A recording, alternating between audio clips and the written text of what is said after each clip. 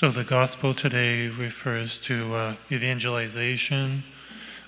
Jesus is telling the apostles how to evangelize, going out saying, the kingdom of heaven is at hand, cure the sick, raise the dead, cleanse lepers, drive out demons. Without cost you have received, without cost you are to give. So Jesus is saying that to the apostles, but he says that to us as well, all of us, lay people as well as religious and priests. I was just looking yesterday, there's a new religious order of Evangelizers, St. Paul Evangelization organization. It's kind of affiliated with our community. And they're just starting a new order. There's about 3 or 4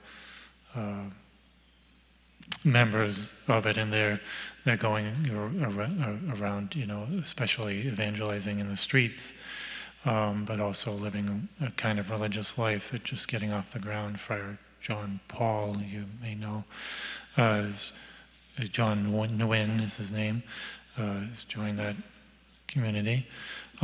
So they're spreading the faith on the streets. But we should be always doing this too. And when we're curing the sick and raising the dead and cleansing lepers and driving out demons, we want to convert that to curing the sick of mind and heart, and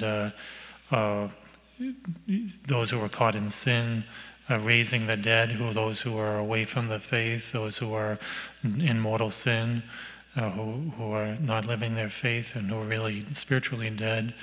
Cleanse the lepers always representing sin, those who are addicted to sin, caught up in sin, driving out demons, those who are under the influence of Satan. We are to help all of them. And so we who have our faith, and we can maybe take it for granted, or just sort of being happy in the faith that we have, being at peace, being hopefully in the state of grace, and going to confession regularly, praying, saying our prayers. We're in a sense of peace. We have peace, we have purpose, we have direction, we have hope, and we can just kind of relax in that. And just live in that joy and just not think so much about spreading it. I'm teaching catechism to some children, and you can see that they depend totally on their parents, and so they have a sort of direction listening to their parents. But as they get older in their teenage years, and one of them is a teenager and is kind of experiencing kind of a lack of direction in some ways, and was kind of sad in some things, and now that she's hearing the gospel, you can see a difference, and she's thanking me for teaching the faith, and you can see it's affecting this person, and I can see how important it is for children, especially because they need to know, have a purpose, because many teenagers commit suicide and are very unhappy and have many problems. So the young people really need the faith. They need direction and purpose. They need the faith so much, and it's so easy to give it to them because we have it. And one of the things I was saying, we have this beauty of our faith and hope, and what are we to do with it? Can we just relax and take it easy and just be happy with our faith? No, we have to share it to the world that is lost in so many ways, caught up in sin, doesn't have the meaning and purpose of life.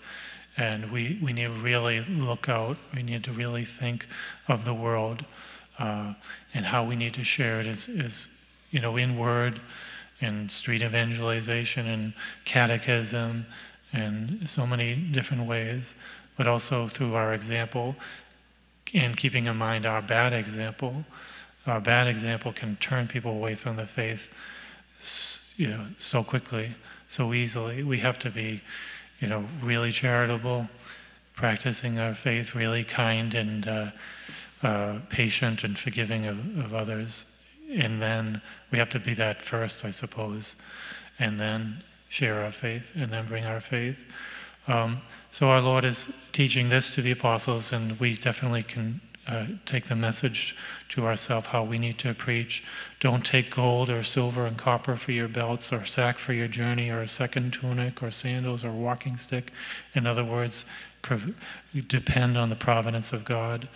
And remember, this is a gift that God has given to us. We have the faith. We have to give it. We have to give it back to our neighbor without counting the cost, without expecting things back from them, without even expecting any kind of recompense, but to give what God has given freely to us, and